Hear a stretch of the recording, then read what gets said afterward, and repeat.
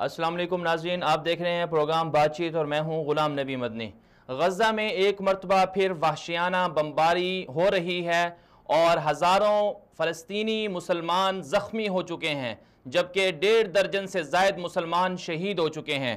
امت مسلمہ فلسطینی مظلوموں پر ڈھائے جانے والے مظالم کے خلاف خاموش ہے۔ آخر ان مظلوموں پر ڈھائے جانے والے مظالم کا خاتمہ کب ہوگا؟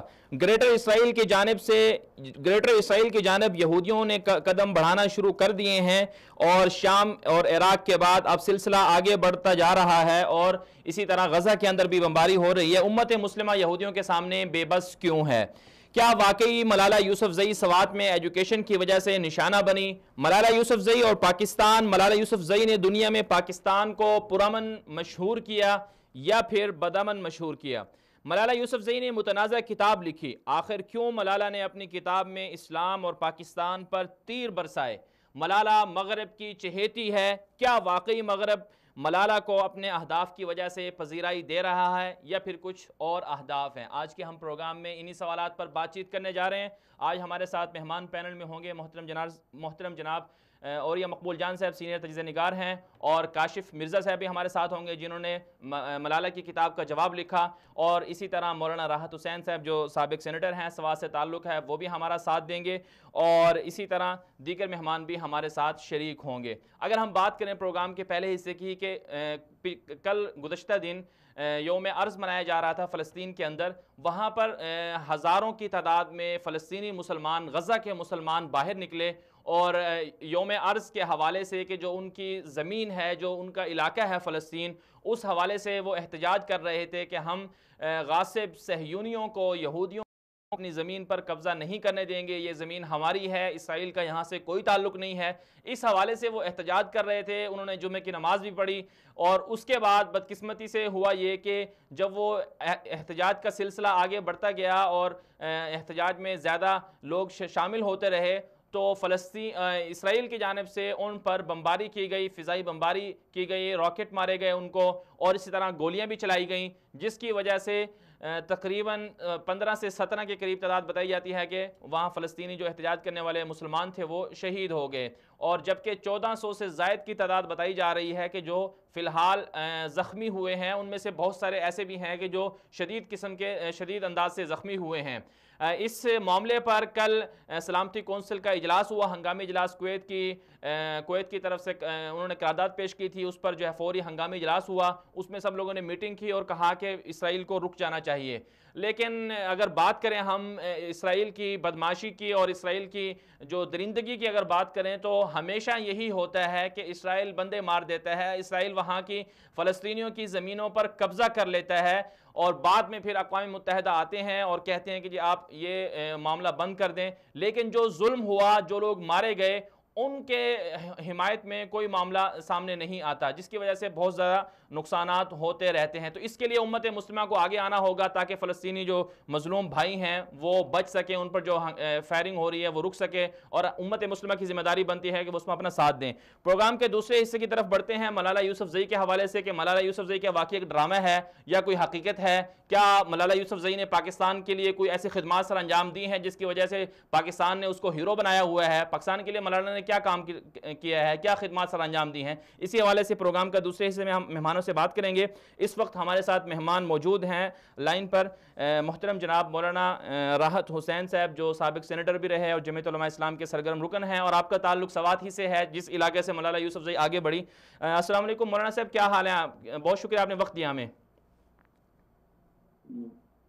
وعلیکم السلام ورحمۃ جی اللہ وبرکاتہ، اللہ کا کرم ہے آپ کے ساتھ۔ جی، اللہ تعالیٰ آپ کو سلامت رکھے۔ جی مولانا صاحب، آپ کیا کہیں گے؟ آپ کا تعلق سوات سے ہے، آپ ملالہ یوسفزئی کے حوالے سے ظاہر سی بات ہے وہ آپ ہی کے علاقے کی ہے، آپ سب چیزیں جانتے ہوں گے، تو پہلے تو یہ بتائیے گا کہ ملالہ یوسفزئی کی حقیقت کیا ہے؟ کیا واقعی ان پر ظلم ہوا تھا، ان کو گولیاں بھی لگی تھیں، یا ان کو وہاں پر ان کو ایجوکیشن کے حوالے سے پابندیوں کا سامنا تھا، وہاں لوگ جاتے نہیں تھے، اور کیا اس سارا معاملہ تھا کیا؟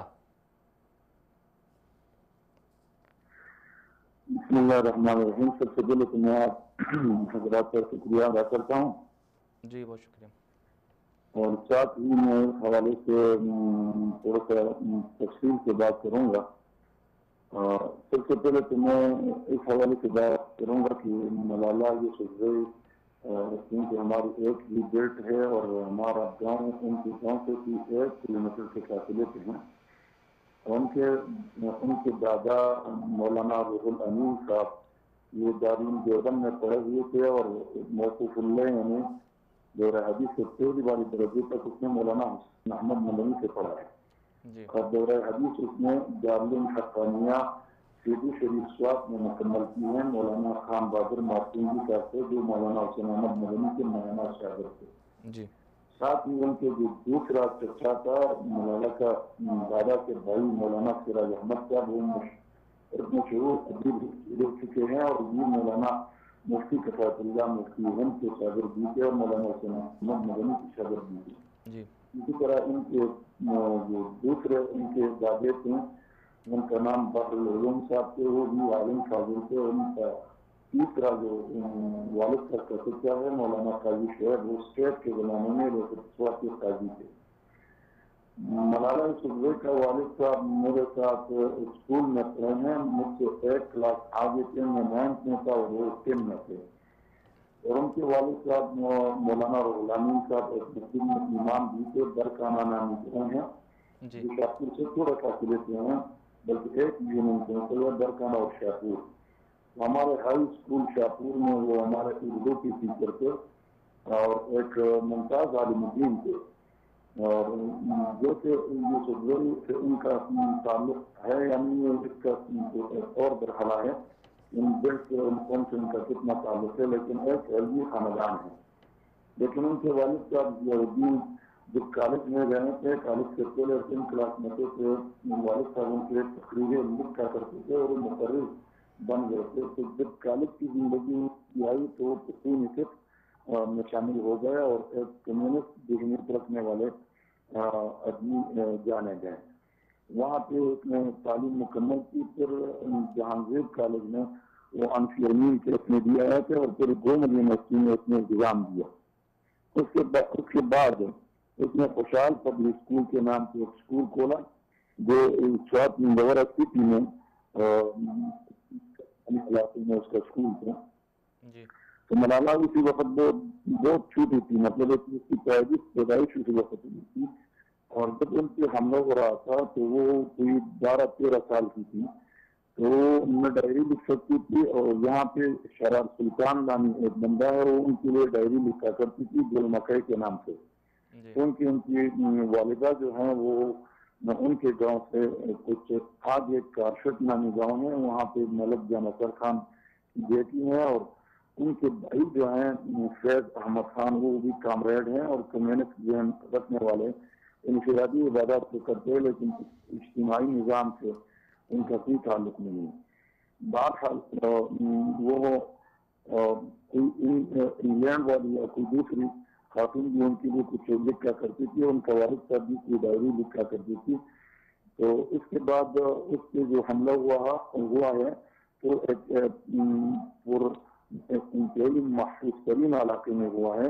ابھی ان کا مجھے پتہ نہیں کہ وہ حملہ کس نے کیا کیونکہ ان کے نہ تو وہ حملہ میڈیا کے سامنے لائے گئے اور نہ اور تعلیم کے حوالے سے اس کی اتنی اچھی کارکردگی ہے کہ اس نے تعلیم عام کیا ہے صبح خیبر پختونخوا میں سوات میں کیونکہ اسی وقت وہ ایک چھوٹی لڑکی تھی تو اس کی اتنی ایکٹیویٹی نہیں ہے نہ ان کی اتنا مطلب ہے کہ اتنا مضبوط آثار کی ہے یا اتنی زیادہ کوالیفائڈ ہے کہ اس نے تعلیمی سسٹم کو تبدیل کیا یا تعلیم کے لیے کوئی اچھی کارکردگی دکھائی. جس طرح آسیہ صدیقی نے بہت ایک نوبل انعام لیا تھا آج وہ امریکہ کی جیلوں میں سڑ رہی ہے. تو اس یہ نہیں ہے. پھر یہاں پہ جو حملہ ہوا اس کے بعد ان کو لے کے اسلام آباد چلی گئی. اسلام آباد سے پولیس سیرت میں داخل کی وہاں سے پھر واپس اور برطانیہ چلی گئی.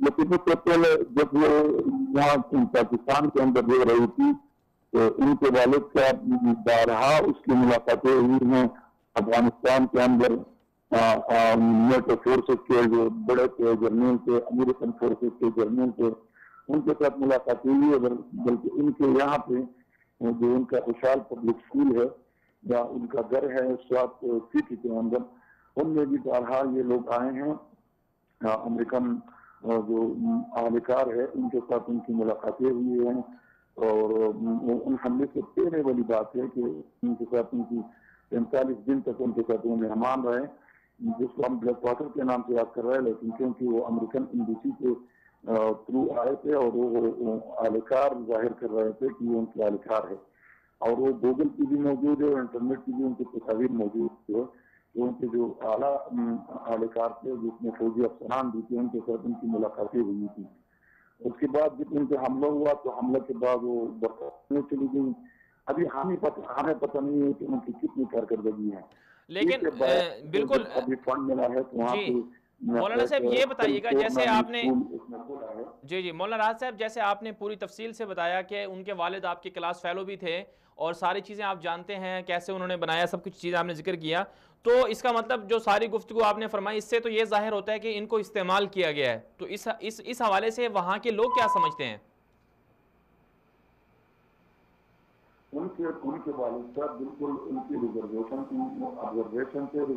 تھے ہمارے پاکستان کے اداروں سے بھی ان کے حرکات اور ان کے چلنے پھرنے پہ بہت زیادہ مشکوک حرکات ان کے، جس طرح آج کل پشتون کے نام پہ ایک موومنٹ چل رہی ہے اور منظور پشتون ان کو چلا رہا ہے، اور یہ ان کے ساتھ بھی ان کی مراسم بڑھ گئے ہیں، اور ہمارے پاکستان کے ہائی لیول کے جو آئی سی آر ہے اس نے بھی ان کی شکوک و شبہات کا اظہار کیا ہے کہ پشتین کے ساتھ وہاں افغانستان کی ہمدردیاں ان کی ہاتھ ہے ان کے ساتھ ان کے، تو ایک تو یہ بات ہے کہ ہم تو اپنے جو تجزیہ ہے وہ کر رہے ہیں، جو خود وخال دیکھ رہے ہیں، جو ان کے عزائم یا ان کی تقریروں سے جو چیزیں ہم اخذ کر رہے ہیں۔ مولانا راحت صاحب بہت شکریہ، آپ ہمارے ساتھ تشریف فرما تھے، آپ کی غالباً لائن ڈراپ ہو گئی ہے لیکن بہت ساری گفتگو آپ نے فرمائی اور بہت اس کا پس منظر آپ نے بتایا کہ ملالہ یوسفزئی کیسے آگے بڑھی اور کس طرح سے انہوں نے یہ سلسلہ، ان کے والد صاحب نے اپنے آپ کو کیسے مشہور کرنے کے لیے کس طرح سے لوگوں سے ملاقاتیں کیں اور بلیک واٹر اور امریکن اہلکاروں سے، وہاں کے صحافیوں سے، ان سے ملاقاتیں کیں۔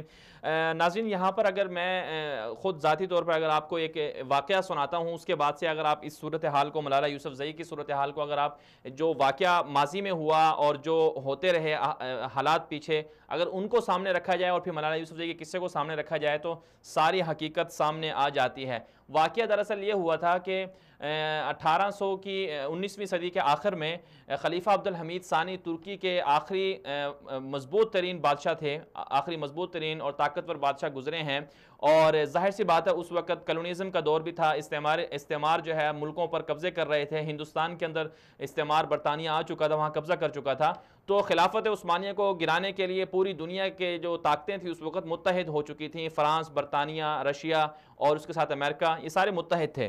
تو خلیفہ عبدالحمید ثانی کو خلافت عثمانیہ کے 34ویں خلیفہ تھے جو مضبوط تھے، اور اس کے ساتھ ساتھ جو ہے انہیں ایک زیرک اور نہایت چالاک قسم کا اور سمجھدار ذہین ان کو خطاب دیے جاتے ہیں۔ خلیفہ عبدالحمید ثانی کو کی جو خلافت تھی، خلافت عثمانیہ، اس کو گرانے کے لیے رشیا نے بہت ساری اور دیگر طاقتیں تھیں، برطانیہ، جتنے بھی استعمار تھے سب نے مختلف چالیں چلی کہ کس طرح سے ان کی خلافت کو گرایا جائے۔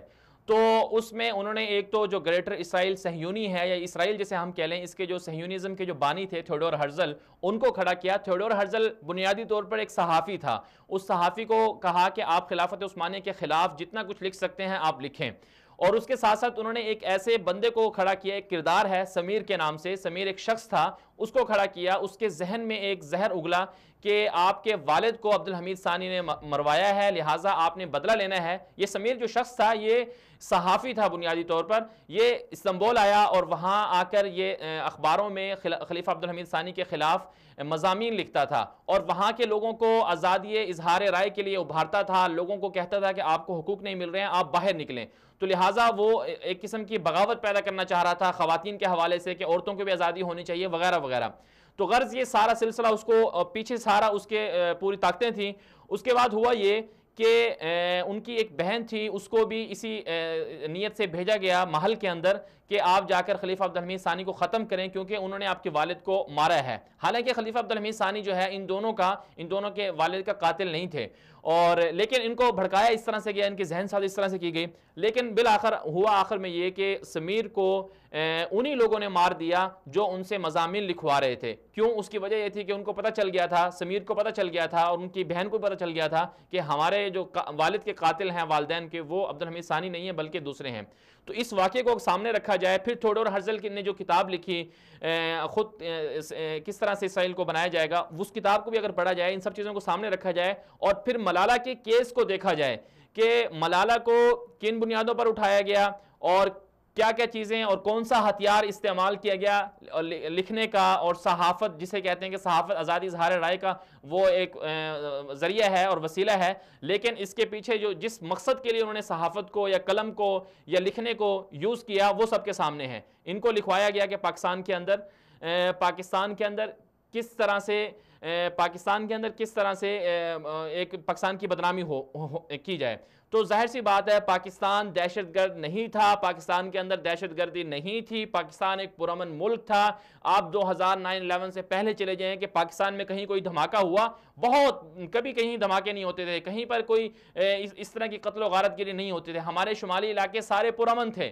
لیکن پھر کیا ہوا؟ 2001 کے بعد 9/11 کے بعد جو ہمارے شمالی علاقے تھے ان کو بدامن کیا گیا، وہاں پر بدامنی کو، دہشت گردی کو پرموٹ کیا گیا، لایا گیا۔ پاکستان دہشت گرد نہیں تھا، نہ پاکستان دہشت گرد تھا اور نہ ہی ہے، پاکستان میں دہشت گردی نہ تھی اور نہ ہے اور نہ رہے گی انشاءاللہ، کیونکہ پاکستان ایک ایسا ملک ہے، ایک ایسی قوم یہاں پر بستی ہے جو مسلمان ہیں۔ امت مسلمہ، اسلام اور مسلمان کبھی بھی دہشت گردی کی تبلیغ یا تعلیم یا اس حوالے سے مائنڈ سیٹ نہیں دے سکتا، بلکہ جن لوگوں نے ممالک کو ختم کیا، جن لوگوں نے قبضہ کرنا چاہا، پاکستان کو کمزور کرنا چاہا، انہوں نے افغانستان کو ذریعہ بنایا اور پاکستان کے اندر جو ہے وہ بدامنی اور دہشت گردی لے کر آئے۔ بنیادی طور پر یہ سب کچھ پاکستان میں جو کچھ ہوا شمالی علاقوں میں، یہ امریکہ کا کیا دھرا ہے۔ اب یہ کہنا کہ پاکستان دہشت گرد ملک تھا، لہٰذا وہاں پر سکول بند کیے جاتے تھے، وہاں بچوں کو پڑھنے نہیں دیا جاتا تھا، اور ملالہ نے وہاں پر سکول کھولا، اور ایسے حالات میں جب دہشت گردی عروج پر تھی اس حالات میں ملالہ نے ہمت کی اور ڈائریاں لکھیں اور سکول جاتی رہیں۔ یہ ایک قسم کا پاکستان پر ایک ایسا بہتان ہے جس کی جتنی مذمت کی جائے اتنا ہی کم ہے۔ بدقسمتی یہ ہے کہ پاکستان کے میڈیا نے عوام کو برباد کیا، عوام کو خراب ذہنیت دی۔ انہوں نے کہا کہ پاکستان دہشت گرد تھا۔ ملالہ نے دنیا میں گئی، ملالہ کو ایوارڈز ملے، ملالہ جہاں بھی گئی سب جگہ جا کر ایک ہی نظریے کو، ایک ہی پیغام کو ملالہ نے عام کیا۔ وہ پیغام یہ تھا کہ پاکستان ایک دہشت گرد ملک تھا، وہاں پر بچوں کو تعلیم نہیں دینے کے لیے کوئی تیار تھا، اور نہ وہاں پر لڑکیوں کو سکول جانے دیا جاتا تھا۔ یہ ملالہ نے پیغام پوری دنیا میں عام کیا۔ ظاہر سی بات ہے اس سے پاکستان کی کیا عزت ہو رہی ہے؟ کیا اس سے پاکستان کا دنیا کے سامنے جو امیج جا رہا ہے وہ اچھا جا رہا ہے؟ بالکل غلط جا رہا ہے، منفی اثر جا رہا ہے۔ ملالہ نے جا کے بتایا کہ پاکستان میں دہشت گرد بستے تھے، حالانکہ پاکستان میں دہشت گردی نہیں تھی۔ ملالہ نے جا کے کبھی یہ نہیں کہا، دنیا میں جہاں کہیں بھی گئی ملالہ نے کبھی جا کر یہ نہیں کہا کہ پاکستان میں ڈرون حملے ہوتے ہیں، وہاں پر غریبوں کو مار دیا جاتا ہے۔ ملالہ نے کبھی جا کر یہ نہیں کہا کہ مدرسے کے اوپر ڈماڈول کے اندر وہاں پر ایک مدرسہ تھا، وہاں پر بمباری ہوئی اور کتنے بچے جو ہیں جو قرآن پاک پڑھ رہے تھے وہ شہید ہو گئے۔ ملالہ نے کبھی جا کر یہ بھی نہیں کہا کہ مسجدوں کے جو مینارے ہیں وہ امریکن ڈرون حملوں سے گرا دیے گئے۔ لیکن ملالہ نے جا کر صرف اور صرف دنیا کو یہ پیغام دیا، یہ کہا جا کر دنیا کو کہ پاکستان کے اندر بچیوں کو سکول نہیں جانے دیا جاتا، سکول پر، ایجوکیشن پر پابندی ہے۔ کتنی شرم کی بات ہے کہ سوات کے اندر جو لٹریسی ریٹ ہے وہ دیگر کئی صوبوں سے، دیگر کئی علاقوں سے زیادہ ہے، اس کے باوجود یہ پروپیگنڈا کیا گیا کس کے خلاف؟ پاکستان کے خلاف، کہ سوات کے اندر بچیوں کو یا ایجوکیشن کو پروموٹ نہیں کیا جا رہا، وہاں پر بچوں کو پڑھنے نہیں دیا جاتا۔ تو ظاہر سی بات ہے یہ ملالہ نے پیغام پوری دنیا کو پہنچایا، اور آج ہمارا میڈیا دنیا کو یہ کہہ رہا ہے کہ پاکستان کے اندر جو ملالہ کو پروموٹ کرنے کے لیے، ملالہ کو ہیرو جتلانے کے لیے یہ کہہ رہا ہے کہ ملالہ نے پاکستان کی عزت بڑھائی ہے، پاکستان کا نام روشن کیا ہے۔ کس طرح سے پاکستان کا نام روشن کیا ہے؟ ملالہ جب تک زندہ رہے گی دنیا کو یہ باور کراتی رہے گی کہ پاکستان میں دہشت گردی تھی، دہشت گردی ہوتی تھی. تو یہ سب کے سامنے ہے. اس وقت ہمیں جوائن کیا ہے محترم جناب کاشف مرزا صاحب نے، پاکستان کے جو پرائیویٹ سکول ہیں ان کے صدر بھی ہیں، جتنے بھی فیڈریشن ہیں ان کی اپنی اس کے ذمہ دار ہیں، اور اسی طرح انہوں نے ملالہ یوسفزئی نے جو کتاب لکھی تھی آئی ایم ملالہ، اس کا جواب بھی لکھا آئی ایم ناٹ ملالہ کے حوالے سے، اور کافی مہارت رکھتے ہیں اس حوالے سے، ساری چیزوں کی گرفت ہے انہیں. السلام علیکم کاشف صاحب، بہت شکریہ وقت دیا آپ نے. وعلیکم السلام جی، بہت شکریہ آپ کا. جی کاشف صاحب، آپ نے ماشاءاللہ سے ایک فرض کفایہ ادا کیا ہے، اور پاکستان کی سارے 22 کروڑ مسلمانوں کی طرف سے جو ذمہ داری تھی وہ آپ نے نبھائی ہے. تو ملالہ نے جو کتاب لکھی ہے اس حوالے سے آپ دوبارہ سے ایک قسم کا پاکستان میں تنازع کھڑا ہوا پڑا ہے، تو آپ چند نکات ایسے بتائیں کہ کیا ملالہ واقعی پاکستان کی ہیرو ہے، یا ملالہ نے پاکستان کی جو ہے دنیا میں عزت بڑھائی ہے یا عزت گھٹائی ہے؟ اس حوالے سے ان کی کتاب کی روشنی میں آپ کیا کہنا چاہیں گے؟ میں صرف آپ کے چند منٹ لوں گا اور اس میں سننے والوں کو بھی خاصی انفارمیشن ملے گی انشاءاللہ. جی. پہلی بات تو یہ ہے کہ 2012 میں جب ملالہ پہ اٹیک ہوا تو ہم بھی انہی پاکستانیوں کی طرح اس سے ہمدردی رکھتے تھے، نہ صرف ہمدردی رکھتے تھے بلکہ پورے پاکستان میں آل پاکستان پرائیویٹ اسکول فیڈریشن نے کاشف مرزا کی کال پہ ملک گیر ہڑتال کی. ہم نے اسکول بند کیے، ہم نے ہر قسم کی دہشت گردی کو کنڈیم کیا، آج بھی کرتے ہیں. ہم نے ملالہ کے ساتھ سالیڈیٹی ڈیز کیا ہے، ہم نہ صرف بلکہ ملالہ ڈے مناتے رہے. لیکن جیسے ہی یہ کتاب سامنے آئی کرسٹینا لیم کی لکھی ہوئی یہ کتاب، اور یہ تو اس کے بعد اس کے جو اس کو اسٹڈی کیا تو اس میں پتہ یہ چلا کہ وہ تو کتاب کے اندر جو نظریات ہیں وہ اسلامک آئیڈیالوجی اور نیشنل آئیڈیالوجی کو سیدھی طرح سے وہ کرٹیسائز کرتی ہے. اور سب سے بڑی بات یہ تھی کرسٹینا لیم اوبی لادن سکینڈل والی ہے، جو کہ پاکستان دشمنی کے حوالے سے پہچانی جاتی ہے، جسے پاکستانی سیکیورٹی ایجنسیز نے اوبی لادن جعلی ٹکٹ سکینڈل کی بنا پر پاکستان سے ڈپورٹ کیا تھا. یہ چاہتی تھی کہ اس ٹکٹ بنائے گی اوبی لادن کے نام سے اور یہ ٹریول کرے گی کوئٹہ ٹو اسلام آباد، اور اس کے بعد دنیا کو بتائے گی کہ جو اسامہ بن لادن ہے یہ پاکستان میں ہے. لیکن ہمارے ایجنسیوں نے، ہمارے اسلامتی کے اداروں نے اس کو پکڑا، ڈپورٹ کیا، وہ اپنی نوکری سے بھی گئی اور پھر دوسری دفعہ بھی ڈپورٹ ہوئی. اور یہ مصنوفہ جو ہے یہ ملالہ کی کتاب آئی ایم ملالہ کی کو آتھرز کے ٹائٹل پہ لکھا ہے. لیکن اس سے اندر کیا ہے؟ کتاب کے اندر جب آپ اسٹڈی کرتے ہیں تو ملالہ اپنی کتاب میں نعوذ باللہ اللہ، قرآنی آیات مبارکہ، نبی پاک صلی اللہ علیہ وسلم کی شان اقدس میں بہت سویر قسم کی گستاخی کرتی دکھائی دیتی ہے. یہاں تک کہ اس نے اذان کا تمسخر اڑایا اور اللہ کی حقانیت، اللہ کی جو ہمارا تو زندگی کا روز و آخری یہ ہے کہ کل کائنات کا کارساز اللہ ہے، اس نے اللہ کی اس توحید کے اوپر بھی شک و شبہ کا اظہار اپنی تحریر میں کیا ہے. قرآنی آیات مبارکہ کے بارے میں 2 عورتوں کی گواہی ایک مرد کے برابر قرار دینے اور زنا کے بارے میں 4 افراد کی گواہی کو کڑی تنقید کا نشانہ اس نے بنایا ہے. ملالہ نے ملعون سلمان رشدی کی حمایت کی ہے، جس نے اللہ، قرآنی آیات، ہمارے پیارے پیغمبر محمد صلی اللہ علیہ وسلم اور منتہی مومنین کے متعلق توہین امیز کتاب لکھی سٹینک ورسز. پوری مسلم امہ کا اس پہ کنسنسس، اور یہ مصنوفہ کہتی ہیں اپنے بات کے حوالے سے کہ یہ آزادی رائے ہے اور اس پہ پختہ یقین رکھتی ہیں. اس سے ایک سٹیپ میں آگے آپ کو لے کے چلوں. یہ ضیاء الدین کا کریکٹر یہ ہے کہ پاکستان کا مطلب کیا، لا الہ الا اللہ، اس کے اوپر ہمارا ایمان ہے روز اول سے آخر تک. ہمارے بزرگوں نے یہ سیکھا، ہمیں یہ سکھایا، ہم نسلوں کو سکھا رہے ہیں. اور اس نے اس کلمے کی توہین کی ہے نعوذ باللہ، اور اس نے کہا پاکستان کا مطلب کیا، بم دھماکے اور اغوا. یہ کلمے کو ہٹا کے اس نے یہ الفاظ استعمال کیے ہیں اور یہ نیٹ کے اوپر یہ اس کی ویڈیو موجود ہے. نہ صرف یہ مسلم ملک دشمنی کا جو ثبوت ہے، اس کے بعد ملالہ اپنی کتاب میں واضح طور پہ اسلام کو، پاک آرمی کو ملیٹنٹ کہتی ہے، یہ لفظ اس نے کہا ہے. جبکہ نظریہ پاکستان، آئین پاکستان اور قائد اعظم کے حوالے سے اس نے بھرپور زہر اگلا ہے. توہین رسالت کے جو قوانین ہیں اس پہ کڑی تنقید کی ہے.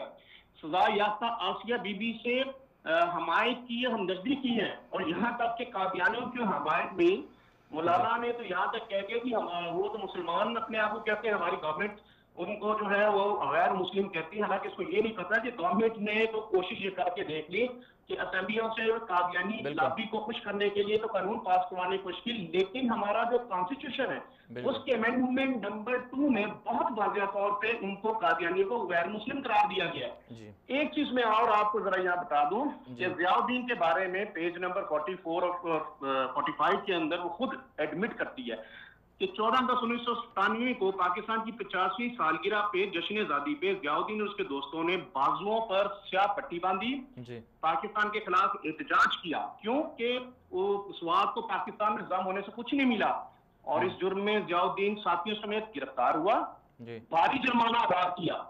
اچھا، یہ کنوکٹڈ ہو گئی، یہاں پہ جرمانہ اس نے ادا کیا، سزا یافتہ ہو گیا، گرفتار بھی ہوا۔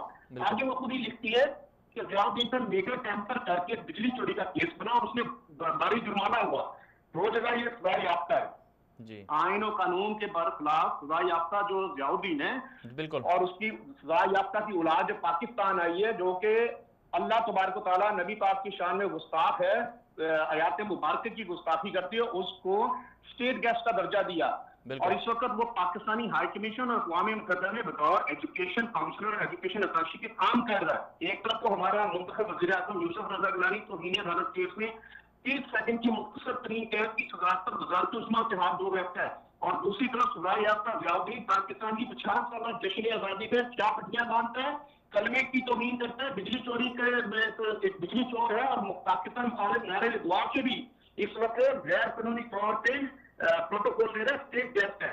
یہاں یہ بتانا بہت ضروری ہے کہ اس کا کرسٹینا لیم کے ساتھ نہ صرف تعلق تھا، بلکہ اس نے CIA agent new York time کا ایک صحافی کے کور میں ایڈم ایلک کا، جس نے 6 ماہ اس کے پاس رہ کے ان کی ٹریننگ کی اور ایک ڈاکومنٹری بھی تیار کی اور ان کو ٹرین کیا، بلے مکئی کے نام سے جو بلاگ BBC کا عبدالحی کاکڑ لکھتا رہا، جس کا خود اعتراف ملالہ اپنی کتاب میں بھی کرتی ہے، اور ضیاء الدین نے جیو ٹی وی کے جو سلیم صافی کو انٹرویو دیا اس میں کیا، اور کہا اس نے کہ یہ ملالہ بولتی تھی اور بلاگ عبدالحی کاکڑ لکھتا رہا۔ یہ تو ان کے ایڈمیٹنس ہیں، اس میں تو ہمارے بولنے والی تو بات ہی نہیں۔ ہم سے زیادہ بہتر طور پہ تو سوات کی ایک رکن قومی اسمبلی اور شاہی خاندان کی خاتون ہے مسرت احمد زیب، انہوں نے کہا جی ملالہ پہ جو حملہ ہوا تھا وہ تو ڈرامہ تھا، اور اس کی پہلے آفر مجھے ہوئی تھی، اور سرگم تنظیم نے کاشف صاحب مجھے پیش کی۔ جی کاشف صاحب، ابھی بھی ہمارے ساتھ جو ہے نا ضیاء الدین کے کلاس فیلو تھے، ایک سابق سینیٹر جمعیت علماء اسلام سے تعلق تھا، وہ بھی وہیں کے رہنے والے تھے، وہ بھی یہ بات بتا چکے ہیں کہ یہ سب ڈرامہ تھا۔ تو لیکن اب یہ سارا معاملہ ہو رہا ہے، تو اب اس کا حل کیا ہے؟ کیا جو ان کی کتاب ہے وہ پاکستان میں چل رہی ہے، اس پر حکومت نے کوئی ایکشن لیا کہ نہیں لیا؟ اور پھر عوام کیا کرے کہ بہت سے لوگ ان کو اپنا ہیرو سمجھ رہے ہیں اور میڈیا بھی سارا اس کی طرف جا رہا ہے، عوام کو کیا کرنا چاہیے ان کی کتاب کے خلاف، نظریہ پاکستان کے خلاف جب ساری چیزیں ہیں، توہین رسالت کے حوالے سے ساری چیزیں ہیں، اسلام کے خلاف بھی ہیں؟ دیکھیں جی، پہلی بات تو یہ ہے کہ اللہ کی مہربانی سے عوام کے اندر تو خاصا شعور آ چکا ہے، اور وہ سوشل میڈیا کی وجہ سے بھی، اور آپ جس طرح دوست جو ہیں جن میں کوئی پریشر نہیں ہے وہ اس کو آگاہی دے رہے ہیں، لیکن پرابلم جو یہاں پہ ہے وہ ہے ہمارے بکاؤ میڈیا کا، جو کمرشل میڈیا ہے، جو پیسے لے کے ان کو خوش کر رہا ہے۔ اس وقت حالت یہ ہوئی ہے، میرے لیے بتاتے ہوئے یہ انتہائی مجھے افسوس ہوتا ہے کہ ایک ایسی عورت جو اس کا باپ جو کہ پاکستان کے ایٹمی پروگرام کے سخت خلاف ہے، پاکستانی افواج کے خلاف ہے، نظریہ پاکستان کے خلاف ہے، اس نے آپ کو یہ میں بتاؤں اپنی کتاب میں مانتی کہ اس کو جب ضرورت پڑی تھی پاک آرمی سے 11 لاکھ وصول کی، اور دوسری طرف پاک آرمی کو اس نے ملیٹنٹ بھی کہا، اور اس نے یہ بھی کہا کہ مجھے اپنی آرمی پر شرم، I am ashamed of my army، یہ ورڈ اس نے کہے جو نیٹ پہ موجود ہے، اور یہاں تک کہ اس نے ISA پر الزام یہ بھی لگایا کہ ملا فضل اللہ کو اس نے یہاں سے فرار کیا ہے۔ اچھا، سواد میں آپ کو یاد ہوگا ایک عورت کے اوپر کوڑے مارنے کی جعلی ویڈیو سامنے آئی تھی، اس کو اس نے اپنی کتاب میں تشہیر کی تھی، اور ان کو تو اس بات کے تو پیسے ملتے ہیں، بعد میں سپریم کورٹ میں وہ ڈکلیئر ہوا جعلی ویڈیو تھی، لیکن ایک طرف یہ ہے اور دوسری طرف حالت یہ کہ یہی بندہ جو ضیاء الدین ہے، اس نے پاکستانی کمیشن کے ملازم ہوتے ہوئے حکومت پاکستان کے برخلاف غدار شکیل آفریدی کا یہ دوست ہے، اور اس کی اس نے رہائی اور امریکہ حوالگی کا مطالبہ بھی کیا، اس نے عافیہ صدیقی پر دہشت گرد اور امریکی ڈرون حملوں کو جائز کیا۔ اب کرنا ہمیں کیا چاہیے، یہ ہے سب سے امپورٹنٹ چیز، جو اصل وہ مقصد ہے جس کے لیے وہ یہاں آئی ہے، وہ ہے ملالہ فنڈ کے ذریعے اسلامی ممالک میں مغربی نظریات کا پرچار، اور خاص طور پہ سیکولر تعلیم کے فروغ کے لیے ان کے اکاؤنٹ میں رقم ہے، اور جو کہ پروموٹ کرے۔ اس وقت آپ کے پورے پاکستان کے اندر ملالہ فنڈ کے تحت تمام گورنمنٹ کے جو ایجوکیشن منسٹریز ہیں وہ کام کر رہی ہیں مل کے، بہت حد تک نصاب کے اوپر وہ کاروبار کر چکے ہیں. آپ کے اسلامی تعلیمات کو سیکولر تعلیمات کے ساتھ بدلا جا رہا ہے. ہم نے تو 2013 میں اس کی یہ کتاب اس لیے بین کی تھی کہ یہ کتاب جو ہے یہ نصاب کا حصہ بنانا چاہ رہے ہیں. کے والوں کو تو بہت پریشر انہوں نے ڈالا ہوا ہے کہ اس کی جو کتاب آئی ہے ملالہ ہے جس میں یہ اتنے خطرناک اس کے نظریات ہیں, اس کے اوپر تو اس نے بہت کیٹیگوریکلی جو ہے وہ 4 کوٹیشن اس کے نصاب میں ہو. اس کی ایک کوٹیشن میں آپ کو بتا دوں جس میں وہ یہ لفظ کہہ رہی ہے نعوذ باللہ کہ اے اللہ تبارک و تعالیٰ, وہ ایک خط کہتی ہے میں نے اللہ کو لکھا جس میں وہ کہتی ہے اللہ آپ بہت سی چیزوں کو دیکھتے ہیں لیکن چیزیں بہت زیادہ ہونے کی وجہ سے ہو سکتا ہے آپ سے وہ چیزیں مس ہو جائیں. تو یہ نظریات ہیں اس لڑکی کے, اس کے باپ کے, اور انہی باتوں سے وہ ہماری نسل نو کو برباد کرنا چاہ رہے ہیں, بدنام کر رہے ہیں پوری دنیا میں. پاکستان میں آج بھی یہ تو امریکہ کو تو آج بھی اپنی جو پریزیڈنٹ نہیں بننے دیا, ہم نے تو 81 میں بے نظیر کو پرائم منسٹر بنا دیا تھا. آج کے 3000 سروس جنرل خواتین ہیں. یہ نصاب کی تبدیلی اس لیے جاتی ہیں کہ نصاب اگر یہ بدلے گا تو ہماری قوم بیدار ہوا ہوگی, وہ اس کے نظریات بدلیں گے. وہ قرآن و حدیث اور سیرت محمد کو سمجھنے کی جگہ اس کے جو رول ماڈل ہیں اوباما اور اس کے جو باقی جو میڈونا اور ڈانسر اور جتنے ناچ گانے والے جو لوگ ہیں ان کو ساتھ دے کے تربیات میں کبھی غور کیا. پچھلے دنوں اس نے ٹوئنکل کھنہ انڈیا کی جو اداکارہ ہے اس کی ایک فلم ہے ٹینک مین, جس کا نام دیتے ہوئے ہمیں شرم آتی ہے, جس میں اس نے اپنے پیٹ کو لہراتے ہوئے انڈین لڑکوں کے درمیان کھڑے ہو کے تصویریں دی نیٹ پہ موجود ہیں. یہ ہے وہ کلچر جو یہ متعارف کروانا چاہ رہے ہیں. اور اس کے سامنے آل پاکستان پرائیویٹ اسکول فیڈریشن کھڑی ہے. ہمارے 15 لاکھ ٹیچر, ہمارے 2 لاکھ اسکولوں کے اندر 2 کروڑ سے زیادہ بچوں کو ہم ایجوکیٹ کر رہے ہیں. ماشاءاللہ. اس کو جو انہوں غیر قانونی پروٹوکول دیا, اس کے احتجاج میں ہم نے I am not Malala day اس لیے منایا ہے کہ ہم اپنے بچوں کو آگاہی دیں کہ یہ وہ تعلیم ہے جو یہ انٹروڈیوس کرنا چاہ رہے ہیں ہمارے معاشروں میں, ہمارے گھروں میں, جس کی ہم مذمت کرتے ہیں اور آج بھی کریں اور آگے بھی کریں. ہم تو اپنا قومی فرض ادا کر رہے ہیں. یہی درخواست ہے خاص طور پہ سوشل میڈیا کا رول یہ ہے کہ جس وقت میڈیا بک گیا ہوا ہے ہمارا, وہ اس وقت سنگل سائڈ سٹوریاں دکھا رہا ہے, وہ ہماری آواز پراپر نہیں پہنچا رہا. لیکن وہ یہ بھول گیا ہے کہ اس وقت سوشل میڈیا آزاد ہے. ضرورت اس بات کی ہے کہ اس کا ہم بھرپور استعمال کریں. ٹویٹر پہ, فیس بک پہ بہت سے ہمارے دوست جو ہیں, جو فالوورز ہیں, جو یہ چیزیں مان رہے ہیں, سمجھ رہے ہیں, ان کو آواز کی ضرورت ہے. سوشل میڈیا وہ آواز مان سکتا ہے. آپ کا میں بہت شکر گزار ہوں کہ آپ نے اتنے اچھے ٹاپک کے اوپر یہ سارا پروگرام کیا. ہم ہر قسم کی دہشت گردی کے خلاف ہیں, چاہے وہ فزیکل ہے یا وہ نظریاتی ہے. ملالہ اور اس کا باپ گستاخ رسول ہیں, گستاخ اللہ ہیں, گستاخ دین ہے, گستاخ پاکستان ہے, گستاخ پاک آرمی ہے. انہوں نے افواج پاکستان کو بدنام کیا پوری دنیا میں. جس نے اللہ کے بعد اگر وہ زندہ ہے تو وہ افواج پاکستان کی مہربانی سے ہے. تو میری درخواست ہے آپ سے کہ اس چیز کو ہم اس کو ایک دفعہ نہ کریں, بار بار کریں اور ایجوکیٹ کریں. بالکل کاشف صاحب کر رہے ہیں. کل انٹرویو بھی دیا انہوں نے حامد میر صاحب کو, تو حامد میر صاحب نے اپنے انٹرویو کے آخر میں یہ بھی کہا کہ جو لوگ ان پر اعتراض اٹھا رہے ہیں, ان کے حقائق بتا رہے ہیں, ملالہ کے بارے میں باتیں کرتے ہیں, وہ لوگ بد نصیب ہیں. تو آپ اس حوالے سے کیا کہیں گے کہ یہ میڈیا پاکستان کا اتنا بڑا میڈیا ہے اور اتنا اس کو پذیرائی بھی ملتی ہے, لیکن اس کے باوجود وہ ہمیشہ ہی جو پاکستان مخالف لوگ ہیں ان کے سامنے کھڑا ہوتا ہے؟ دیکھیں کہ پہلی بات تو یہ ہے حامد میر اور اس کے باپ کا جو کردار ہے وہ پوری دنیا کو پتا ہے, اور جو بنگلہ دیش بنانے میں ان لوگوں نے کردار ادا کیا ہے. یہ جتنے بھی لبرل اور مومتی مافیا جو گینگ ہے نا, ان کو تو فنڈنگ ہوتی ہے اور اس فنڈنگ کے ساتھ ہی یہ چیز کرتے ہیں. ہاں مجھے ایک چھوٹی سی بات بتائیں, جس بات کا یہ پرچار کرتی تھی وہاں پہ طالبان نے جو تعلیم پہ پابندی لگا دی تھی, یہ جس گھر میں رہتی تھی اسی کا اسکول اس گھر کے لوور پورشن میں تھا. وہاں ایسی پابندی لگی تھی جو یہ سیڑھیاں اتر کے نیچے آتے ہوئے اس کو کہیں پہ کسی نے پابندی, اس علاقے میں تو پابندی ہی کہیں نہیں تھی. لیکن اس وقت میں آپ کو تھوڑے سے فیکٹس یہ بتا دوں, پاکستان میں 183 یونیورسٹیز ہیں منظور شدہ اور 177 غیر منظور شدہ ہیں. 20,448 کالجز ہیں, 3.5 لاکھ سے زائد پبلک اور پرائیویٹ اسکولز ہیں, جس میں 10 لاکھ پبلک اسکولوں میں بچے, 10 لاکھ ٹیچر پبلک اسکول میں ہیں, 17 لاکھ کے لگ بھگ پرائیویٹ اسکول میں ہیں. اور پاکستانی اسکول کالج یونیورسٹی کو اگر آپ ملائیں تو رائٹ ناؤ 5 کروڑ 48 لاکھ 42,000 بچہ جو ہے پڑھ رہا ہے، جبکہ اتنا ہی بچہ گریجویٹ اس سے پہلے ہو چکا ہے. بالکل. اور آج بھی پاکستان کی جو آبادی ہے وہ دنیا کے کل تعلیم یافتہ آبادی اور خاص طور پہ یورپین ممالک سے کہیں سے تعلیم یافتہ سے زیادہ ہے. بالکل. اور یہ جس طالبان یہ سواد کی بات کرتے ہیں 2010 میں بھی 17,000 لڑکیاں اور 14,000 نئے لڑکے داخلے ہوئے. لڑکیوں کا ریشو لڑکوں کے ریشو سے داخلے کا زیادہ تھا اور 10 سالوں میں بڑا تھا. تو یہ ثابت کرتا ہے کہ سواد کے اندر تو ایسی کوئی پابندی تھی ہی نہیں. ان حالات میں میں یہ سمجھتا ہوں پھر میں یہی کہوں گا کہ یہ پاکستان کو بدنام کرنے کی بہت منظم انہوں نے سازش کی ہے، جس میں اب ہمارا فرض ہے جو پڑھے لکھے لوگ ہیں، ہم دنیا کو سمجھیں ان سے زیادہ پڑھے لکھے، ان سے زیادہ ہمارا کنٹریبیوشن ہے. 2 کروڑ سے زیادہ بچہ ہمارے پاس ہے.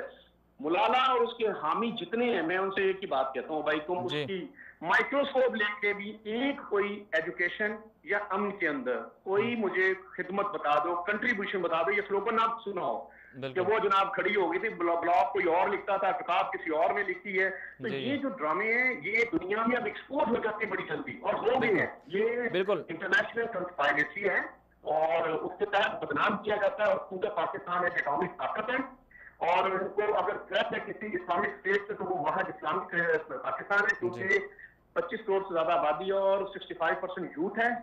بدنصیبی ہماری صرف یہ ہے کہ ہمیں کوئی اردگان یا مہاتیر محمد جیسا اچھا لیڈر نہیں ملا. ہمیں جو لیڈر بھی ملے ہیں وہ بکاؤ ہیں. اور اس کو پروٹوکول اس لیے دیا گیا ہے کہ پہلے انہوں نے قادیانی لابی کو خوش کرنے کے لیے اسمبلی میں وہ حلف والا جو ایشو تھا وہ کریٹ کیا، اور اب وہ یہودی اور مغربی لابی کو خوش کرنے کے لیے مولانا فنڈ کے تھرو نصاب میں تبدیلی کے لیے پروٹوکول دے رہے ہیں اپنی اس راج دلاری کو. لیکن اس کو یہ پتا نہیں ہے کہ اب پاکستان اللہ کی مہربانی سے باشعور ہے اور لاکھوں کروڑوں پاکستانی بیٹے بیٹیاں بالکل کاشف صاحب، بالکل کاشف جی، بالکل کاشف صاحب، آپ جیسے لوگ جب زندہ ہیں تو ہمارے ملک کا نہ نظریہ چینج ہو سکتا ہے، نہ ہی ہمارے ملک پر کوئی دوسرے لوگ آ کر حملہ آور ہو سکتے ہیں. سازشیں ہوتی رہیں گی، ان کا مقابلہ آپ جیسے لوگ مجاہد لوگ غازی لوگ کرتے رہیں گے. اور سب سے بڑی جو اہم بات آپ نے کی کہ اس کا کنٹریبیوشن کیا ہے، خدمات کیا ہیں. اگر ان کو پاکستان سے اتنی ہی محبت ہے تو ملالہ اپنی تعلیم وہاں کیوں کر رہی ہے؟ 6 سال کے بعد پاکستان میں کیوں ہے کہ پاکستان میں اچھے کالج نہیں ہیں، یہاں نہیں پڑھ سکتی وہ؟ بالکل یہ سب سوالات ہیں. کاشف صاحب بہت شکریہ، آپ نے ہمیں وقت دیا. اللہ تعالیٰ آپ کو جزائے خیر دے. انشاءاللہ ہم آپ کو پھر دوبارہ بھی لیتے رہیں گے اسی حوالے سے. بہت شکریہ آپ کا. جی ناظرین، ہمارے ساتھ ابھی کاشف صاحب تھے، کاشف مرزا صاحب مصنف ہیں. انہوں نے اپنی کتاب لکھی ہے ملالہ کے جواب میں. اور ظاہر سی بات ہے جب ایسے لوگ ہوں، اور یہاں پر ایک عجیب بات یہ ہے کہ جو پاکستان کا میڈیا ہے اس میڈیا میں بھی زیادہ تر جو لوگ ہیں جو گراؤنڈ ریئلٹیز کو دیکھ رہے ہیں، جو وہاں پر جا کے صحافت کر رہے ہیں، جو سوات میں رہے ہیں، بڑے بڑے نام ہیں، سید طلعت حسین ہیں اور جاوید چودھری ہیں، انصار عباسی صاحب ہیں اور یہ مقبول جان صاحب ہیں. یہ جتنے بھی صحافی ہیں ان سب لوگوں نے جب ان کی کتاب دیکھی تو اس کے سامنے سب لوگوں نے اظہار کیا، اپنے کالموں میں لکھا کہ یہ صرف اور صرف جو ہے نا ایک ڈرامہ ہے اور ایک فراڈ ہے. بریک لیتے ہیں یہاں پر، بریک کے بعد واپس آئیں گے، ہمارے ساتھ رہیے گا.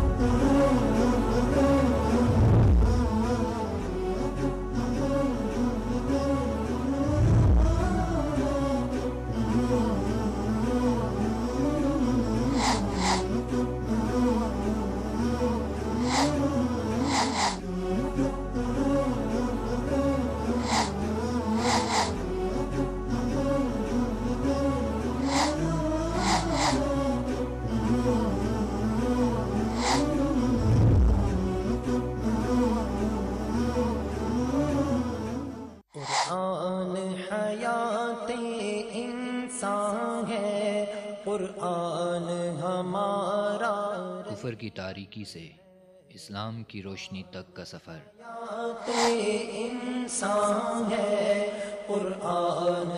کتابی ہدایت کے ذریعے راہ راست پر آنے والوں کی داستان سنیے ان کی اپنی زبان سے. وقت میں نے محسوس کیا کہ کلمہ سچ ہے اور وہ صرف کلمات کا نام نہیں ہے. قرآن ہمارا رہبر ہے. سورۃ البقرہ کو مسلسل پڑھنے کے بعد پھر میں نے یہ بات محسوس کی کہ قرآن پاک کچھ اور حقائق پر بھی مشتمل ہے. سبحان اللہ. اور پھر میں نے قرآن پاک کے معانی کو گہرائی کے ساتھ سمجھنا شروع کیا. کیا شان یہ رب نے. بہت جلد آ رہا ہے. قرآن میری ہدایت کا ذریعہ. قرآن ہے صرف وصال اردو پر.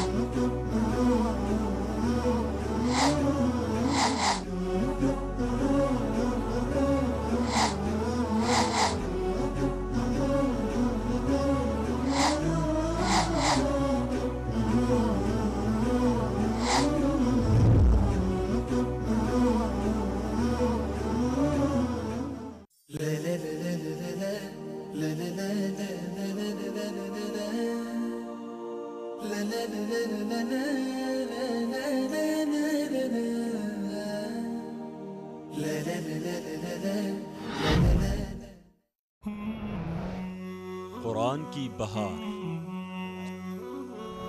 علم کے انوار، سنت کی چھنکار، لسان اردو. دین کی خدمت ہمارا عزم، ہمارا فرض. سچ سامنے لانا ہمارا مقصد، ہمارا جذبہ.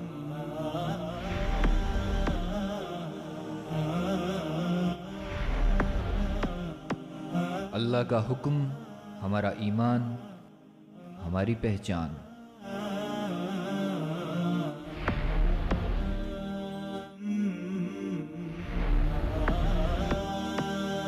نبی کی سنت ہماری رہنمائی، ہماری سچائی. وصال اردو، سچ کا چہرہ.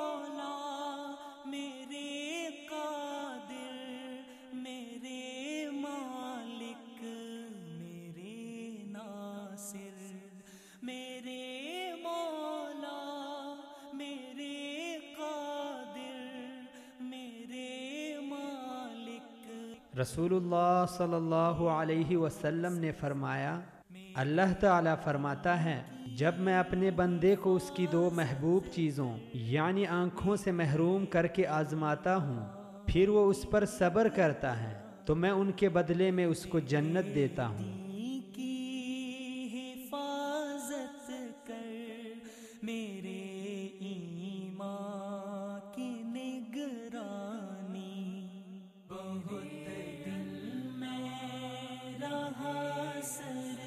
تیری سنت کے مطابق زندگی گزاریں گے.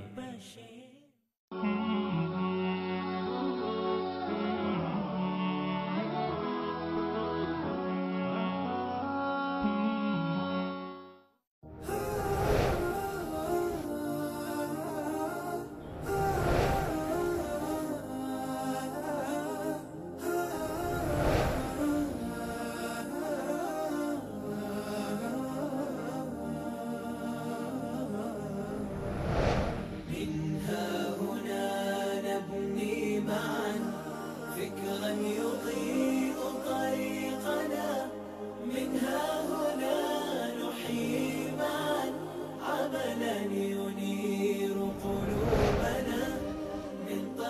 وصال اردو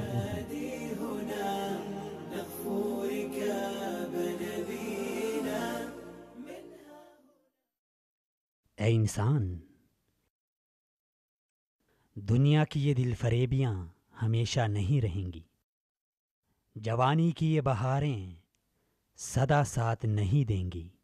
ایک وقت آئے گا کہ جب اٹھتے ہوئے یہ ہاتھ ڈھلک جائیں گے، یہ چمکتی آنکھیں پتھرا کر چڑھنے لگیں گی۔ اس وقت یہ ڈگریاں، یہ سرٹیفکیٹس، یہ مال و متاع اور دوست و احباب کام نہیں آئیں گے۔ اس وقت کی جیت ہمیشہ کی جیت ہوگی، اور اس وقت کی ہار ہمیشہ کی ہار ہوگی۔ لہٰذا اس وقت کے آنے سے پہلے سمجھ لو کہ دنیا کی بربادی اور آخرت کی رسوائی سے بچنے کا صرف ایک ہی طریقہ ہے۔ یہ ہمارا نہیں، یہ تمہارا نہیں، بلکہ ہمارے اور تمہارے مالک کا بتایا ہوا طریقہ ہے۔ والعصر إن الإنسان لفي خسر إلا الذين آمنوا وعملوا الصالحات وتواصوا بالحق وتواصوا بالصبر۔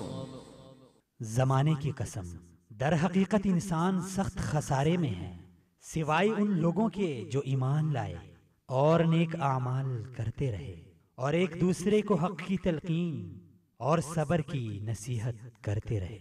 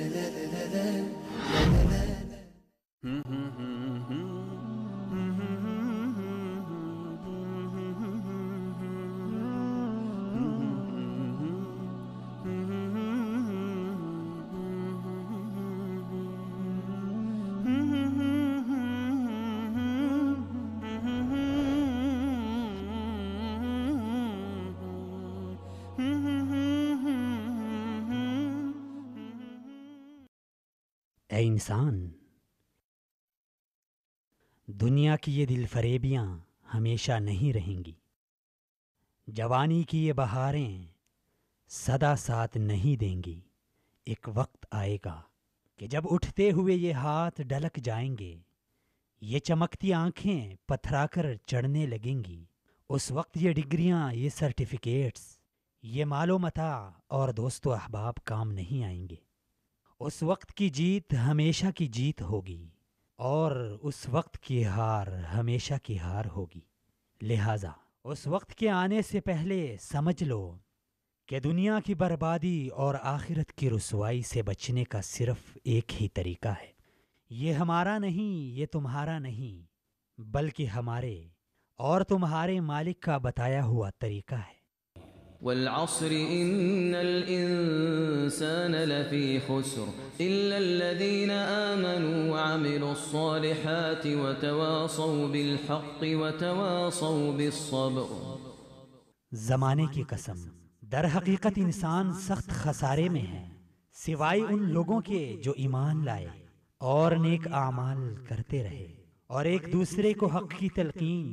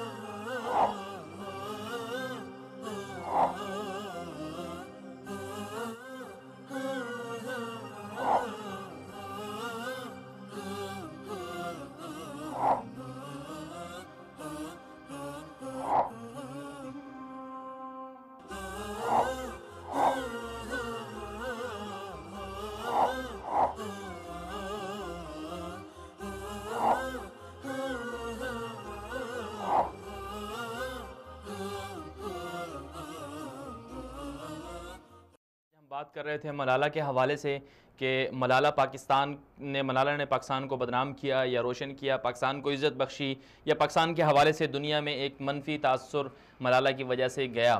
تو اس سے پہلے آپ نے کاشف مرزا صاحب کی زبردست گفتگو سماعت فرمائی. ان کا یہی کہنا تھا کہ انہوں نے کافی سارے فیکٹس اینڈ فگر گنوائے، جن میں سے ان کا یہ کہنا تھا کہ سوات کے اندر 17,000 لڑکیاں جس سال ملالہ وہاں سے گئی اس سال بھی پڑھنے کے لیے داخل ہوئیں. تو یہ کہنا پاکستان کے حوالے سے کہ پاکستان ایک دہشت گرد ملک تھا یا وہاں دہشت گردی تھی، یہ قطعاً غلط بات ہے. پاکستان میں جو دہشت گردی کا نام جن لوگوں نے یہاں پر متعارف کروایا، اصطلاح متعارف کروائی، پہلے تو ان سے پوچھنا چاہیے کہ دہشت گرد سب سے بڑے آپ ہیں. سب سے بڑا دہشت گرد تو امریکہ ہے، جنہوں نے افغانستان کو بیس بنا کر پاکستان کے اندر جو ہے نا ڈرون حملے کرنا شروع کیے اور پاکستان کے اندر افغانستان سے لوگوں کو بھرتی کر کے یہاں پاکستان میں بھیجنا شروع کیا. تو اصل دہشت گرد تو وہ ہیں ان کو پکڑنا چاہیے. اب رہ یہ بات جاتی ہے کہ ملالہ پاکستان کے اندر جو ملالہ کو پروموٹ کیا جا رہا ہے، جو لوگ ملالہ کو پاکستان کے اندر ہیرو بنا کر پیش کر رہے ہیں، ان کے خلاف عوام کو اٹھنا چاہیے، چاہے وہ میڈیا ہو، چاہے وہ آپ کا وزیر اعظم ہو، چاہے وہ کوئی بھی سیاسی پارٹی ہو. یہ پاکستان ایک نظریے کی بنیاد پر بنا ہے، یہ پاکستان اسلام کی بنیاد پر بنا ہے، جہاں پر اسلام یا نظریہ پاکستان یا نظریہ پاکستان کی حفاظت کرنے والے ادارے، پاک فوج، پاک آرمی، انٹیلیجنس ایجنسیز، اگر ان کی مذمت کی جائے گی، اگر ان کے بارے بلا بلا کہا جائے گا، تو ظاہر سی بات ہے ایسے لوگ پاکستان کے وفادار نہیں ہو سکتے، بلکہ وہ پاکستان کے غدار ہیں. اب آپ دیکھیں کہ جنرل ضیاء الحق مرحوم شہید کے حوالے سے ملالہ نے اپنی کتاب میں ان کی تضحیق کی ہے، ان کا مذاق اڑایا ہے. آپ وہ پیراگراف، وہ الفاظ پڑھ نہیں سکتے کہ ایک مرحوم کے بارے میں انہوں نے کیا کیا لفظ، ان کی ذاتی جو ان کا حلیہ ہے اس حوالے سے انہوں نے ایسے الفاظ وہاں پر لکھے ہیں کہ ان کی آنکھوں کو گرد تو ایک سیاہ قسم کا نشانات تھے وغیرہ وغیرہ، اور بھی بہت ساری باتیں کی ہیں. تو جو لوگ ایسے باتیں کرتے ہیں پھر ان کو پروموٹ کرنے والے کیا ملک کے وہ بھی وفادار ہو سکتے ہیں. اور پھر سب سے بڑی اہم بات جو ہے وہ اسلام کے خلاف جو نظریات اس کتاب میں بیان کیے گئے ہیں، عورتوں کے حوالے سے کہا گیا ہے کہ عورتوں کی گواہی نصف ہے یا ایک عورت جو ہے 2 گواہوں کے برابر ہے. اس اصول کا، قرآنی اصول کا، اسلامی اصول کا مذاق اڑایا ہے اس کتاب کے اندر. اور قادیانیوں کے حوالے سے پاکستان کا متفقہ آئین ہے، پاکستان نے ایک قرارداد پاس کی ہوئی ہے، اور ملالہ نے ہٹ درمی سے اور غلط بیانی سے کہا کہ 20 لاکھ کے قریب پاکستان میں قادیانی بستے ہیں. کس نے کہہ دیا کہ 20 لاکھ کے قریب قادیانی پاکستان میں بستے ہیں؟ پاکستان کے اندر 1,76,000 کے قریب جو ہے قادیانیوں کی پچھلے دنوں جو رپورٹ آئی ہے ہائی کورٹ کے اندر، وہ یہ بتاتی ہے کہ 1,76,000 سے زیادہ قادیانی نہیں ہے پاکستان کے اندر، اور انہوں نے لکھا کہ 20 لاکھ قادیانی پاکستان کے اندر ہیں. تو غلط بیانی کرتے ہوئے پھر یہ بھی کہا کہ یہ ان کو آزادی اظہار رائے کے خلاف ہے، اور یہ زبردستی جو ہے انہوں نے، اور یہ بھی ایک خاص اس کو کہا کہ یہ بھی مائنڈ سیٹ ہے، انہوں نے یہ بنایا، اس پر تنقید کی ہے انہوں نے. اور اس کے علاوہ جو تحفظ ناموس رسالت کے حوالے سے جو قانون بنایا اس حوالے سے بھی انہوں نے بہت ساری باتیں کی ہیں. تو یہ سب باتیں وہ ہیں کہ جن کو سامنے رکھتے ہوئے قوم کو یہ فیصلہ کرنا ہوگا. اس ملک میں بسنے والے 22 کروڑ لوگوں کو، جن میں سے اکثر مسلمان ہیں، جنہوں نے اس ملک کے لیے، جن کے آباء و اجداد نے اس ملک کے لیے قربانیاں دی، ایک نظریہ اسلام کے لیے اس ملک کو بنایا، ان لوگوں کو کھڑا ہونا ہوگا. خود ہمارے دادا، میرے دادا نے ہندوستان سے اس لیے ہجرت کی کہ اس ملک کے اندر اسلام کا نظام نافذ ہوگا، یہ ملک اسلامی اقدار اور اسلامی روایات کا حامل ہوگا. آج جو لوگ اسلامی اقدار اور اسلامی روایات کو مٹانا چاہتے ہیں، ان کے خلاف قوم کو کھڑا ہونا ہوگا، ان کے خلاف عوام کو کھڑا ہونا ہوگا. وزیر اعظم صاحب سے قوم کو سوال کرنا ہوگا، وزیر اعظم صاحب سے پوچھنا ہوگا قوم کو کہ انہوں نے کس حیثیت سے جو لڑکی جو پاکستان کے نظریے کے خلاف باتیں کرتی ہیں، پاکستان کے ادارے کے خلاف باتیں کرتی ہیں اور اسلام مخالف ایسے نظریات بیان کرتی ہے، اور جس عورت کی کتاب لکھنے والی ہے اس کے ساتھ مدد کرنے والی وہ خاتون ہے جس نے پاکستان کے خلاف جو ہے ایسے گمراہ کن مضامین لکھے باہر کے اخباروں میں، اس لڑکی کو وزیر اعظم صاحب آپ نے کس حیثیت سے پرائم منسٹر ہاؤس میں انوائٹ کیا اور اس کو پروٹوکول دیا؟ یہ پرائم منسٹر ہاؤس آپ کی ذاتی جائیداد نہیں ہے، یہ پرائم منسٹر ہاؤس آپ نے اپنی جیب سے، اپنے پیسوں سے نہیں بنایا. اس میں جو آپ خرچہ کر رہے ہیں اپنی جیب سے نہیں کر رہے، بلکہ یہ قوم کا پیسہ ہے، بلکہ یہ پاکستان کے عوام کا پیسہ ہے. پاکستان کے لوگ مزدور سارا دن دہاڑی مزدوری کر کے پیسے کماتا ہے، اس کے خون پسینے کی کمائی آپ اس طرح آزادی سے اڑا رہے ہیں اور ایسے لوگوں پر لگا رہے ہیں جن کے اوپر پاکستان کے اندر مقدمات درج ہیں. اس کے ضیاء الدین جو اس کا باپ ہے اس کے اوپر مقدمات درج ہیں، وہ تو مفرور ہے عدالت کا. اور پھر ملالہ نے اسلام کے خلاف کتنی باتیں کی ہیں اور آپ ان کو پروٹوکول دے رہے ہیں اور اس پر جو اخراجات ہو رہے ہیں وہ سب کے سب پاکستانی قوم جو غریب مزدوری کرتا ہے اس کے خون پسینے کی کمائی آپ وہاں پر بہا رہے ہیں. وزیر اعظم صاحب آپ کو اس حوالے سے غور کرنا ہوگا. اس حوالے سے چیف جسٹس صاحب اور پاکستان کے آرمی چیف صاحب کو بھی نوٹس لینا ہوگا کہ آخر ایسے لوگوں کو کیوں پروموٹ کیا جا رہا ہے. اور میڈیا کے وہ لوگ جو یہ کہتے ہیں کہ ملالہ پاکستان کی ہیرو ہے، اس کو جو نہ مانے وہ بد نصیب لوگ ہیں، انہیں بھی یہ بات سوچنا ہوگی کہ آپ پاکستان میں رہتے ہو، پاکستان پر آپ کس طرح سے یہ حق جتلاتے ہو کہ صرف آپ ہی پاکستانی ہو. جو لوگ اصل حقائق بتائیں ملالہ کے حوالے سے وہ پاکستانی نہیں ہیں. آپ کو کس نے یہ اختیار دیا کہ آپ یہ باتیں کہیں کہ صرف اور صرف جو ہے ملالہ کو ماننے والے ہی دراصل صحیح لوگ ہیں، ایجوکیٹڈ لوگ ہیں، ورنہ جو ملالہ پر اعتراض کرتے ہیں وہ ان ایجوکیٹڈ ہیں، وہ شدت پسند ہیں. یہ فیصلے کرنے کے اختیار آپ کو کس نے دیا؟ تو ناظرین کرام ان سب چیزوں پر ہمیں غور کرنا ہوگا. اگر آج ہم نے یہ سٹینڈ نہ لیا تو ہمارے خلاف وطن عزیز پاکستان کی دفاعی اور نظریاتی سرحدوں کے خلاف حملے ہوتے رہیں گے، سازشیں ہوتی رہیں گی. پاکستان کو بدنام کرنے کے لیے سب لابنگ کی جا رہی ہے کہ کس طرح سے پاکستان کی ایٹمی قوت چھین لی جائے اور پاکستان کو نقشے سے مٹا دیا جائے. انشاءاللہ مجاہدین اور جتنے بھی غازیان ہیں، پاکستان کی پوری قوم، پاکستان کے سارے مسلمان اس امت اور اس پاکستان کے دفاع کے لیے کمر بستہ ہو جائیں گے اور ہمیشہ اس طرح کے لوگوں کا مقابلہ بھی کریں گے. آج کے لیے اتنا ہی، اجازت دیجیے. اللہ حافظ.